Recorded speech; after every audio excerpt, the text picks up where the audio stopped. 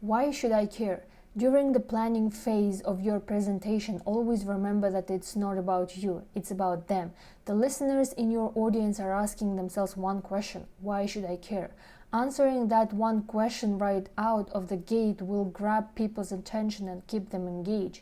I was preparing a CEO for a major analyst presentation and asked how he planned to kick it off. He offered this dry, boring, and confusing introduction. Our company is a premier developer of intelligent semiconductor intellectual property solution that dramatically accelerate complex system-on-a-chip designs while minimizing risk. I was dumbfounded and suggested he take a page from the Steve Jobs playbook, eliminating all of the buzzwords such as intelligence and solutions, and simply answering one question: why should your customers care about your product? The CEO revised his introduction. He decided to walk on stage and ask everyone to take out his or her cell phone. He said, "Our company creates software that is used to build the chips inside many of the phones you're holding up. As those chips get smaller and cheaper, your phones will get smaller, last longer on a single charge, and play music and video, all thanks to our technology working behind the scenes." Which introduction would be more effective in grabbing your attention? The second one, of course. It's free of jargon, and by answering the one question that matters, gives the audience a reason to listen. Reporters are skilled at answering the one question for their readers. Pay attention to product descriptions in the New York Times or USA Today. Articles are written to be followed and understood. For example, on January 20, 2009, Cisco Systems announced that it planned a big push into the server market, a category dominated by IBM, HP, and Dell. The product would be a server with virtualization software. Now, virtualization is one of the most complicated concepts to explain. Wikipedia defines server virtualization as a method of partitioning a physical server computer into multiple servers such that each has the appearance and capabilities of running on its own dedicated machine. Got it? Didn't think so. The New York Times' Ashley Vance took a different approach. Virtualization product let companies run numerous business applications rather than just one on each physical server, allowing them to save electricity and get more out of their hardware purchases.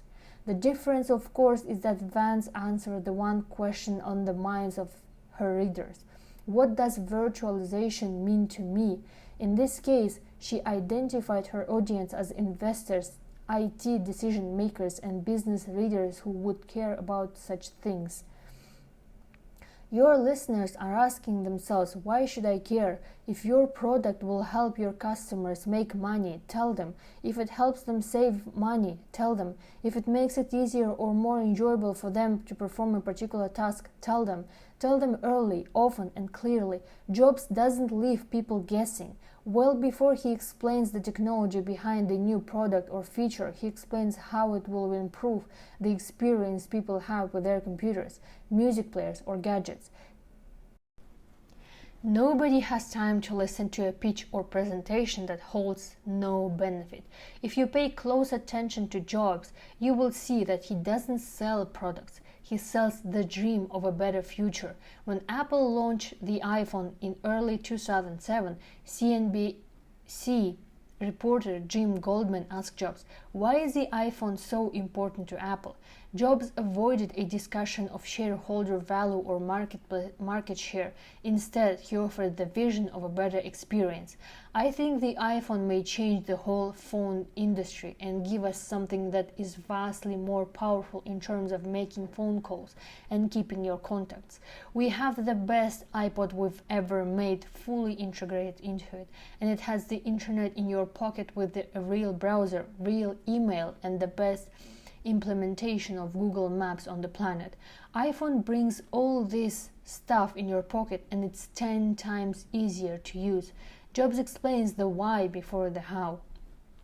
Your audience doesn't care about your product. People care about themselves. According to former Apple employee and Mac evangelist Guy Kawasaki, the essence of evangelism is to passionately show people how you can make history together. Evangelism has little to do with cash flow, the bottom line, or co-marketing. It's the purest and most passionate form of sales because you are selling a dream, not a tangible object. Sell dreams, not products.